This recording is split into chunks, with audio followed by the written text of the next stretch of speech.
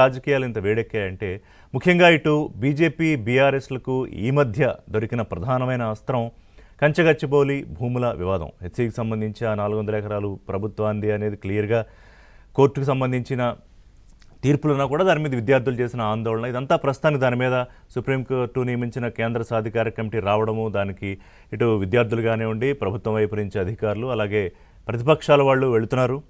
ఆ రిపోర్ట్ అంతా కూడా వాళ్ళు ఇన్పుట్స్ తీసుకుని రిపోర్ట్ ఇస్తారు. ఆ తర్వాత దాని మీద మాట్లాడచ్చు.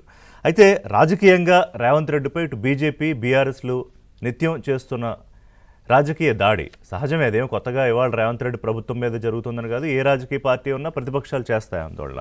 అయితే పరిపాలన చేత కాదు అని 15 నెలల్లోనే తేల్చేస్తే ప్రయత్నం చేసిన బీజేపీ బీఆర్ఎస్లకు, అలాగే తన బ్రాండ్ ఏంటి అని అడుగుతోన్న శ్రేయోభిలాషులకో లేకపోతే రాజకీయంగా ప్రత్యర్థులకో ఏంటంటే యంగ్ ఇండియా తన బ్రాండ్ అని ముఖ్యమంత్రి చెప్పుకుంటూ వచ్చారు. నేను ఒక యంగ్ ఇండియా పోలీస్ స్కూల్ ప్రారంభోత్సవం సందర్భంలో.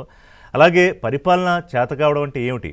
అవినీతి అక్రమాలు చేసి కోట్లు కొలగొట్టడమా, లేకపోతే ఉద్యోగస్తులను ఎడాపడా అటు ఇటు షఫుల్ చేస్తూ మార్చేయడమా అని కూడా ముఖ్యమంత్రి అడిగారు.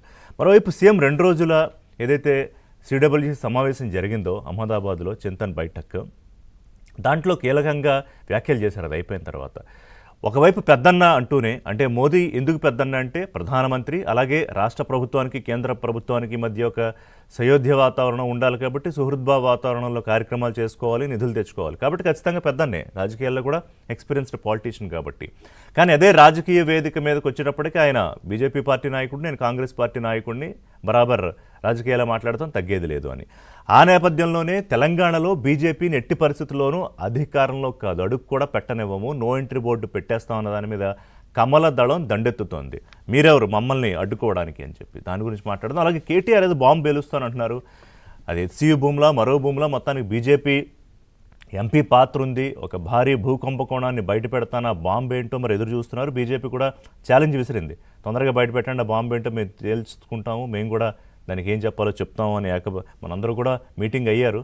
సో ఇక్కడ ఇంకొక ఈక్వేషన్ ఏంటంటే మన రేవంత్ రెడ్డి అలాగే కేటీఆర్ కలిసి పనిచేస్తున్నారనేది బీజేపీ ఒక విమర్శ.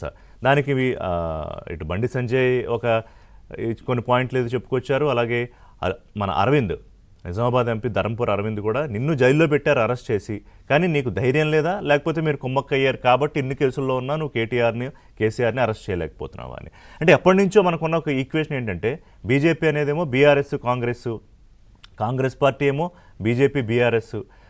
విచిత్రంగా బీఆర్ఎస్ బీజేపీ కాంగ్రెస్ పనిచేస్తున్నారు. రేవంత్ రెడ్డి 2 జాతీయ పార్టీలకు ఉమ్మడి ముఖ్యమంత్రి అంటారు. అసలు అది ఎలా సాధ్యం అవుతుంది? ఇవన్నీ అంశాలు కూడా ఇవాళ మాట్లాడాలి. మరో గులాబీ బాస్ ఏమన్నా కామ్గా ఉన్నారా? ఏం కామ్గా లేరు. ఆయన ఎక్కడున్నా కూడా ఒక రాజకీయ వ్యూహం రచిస్తూనే ఉంటారు.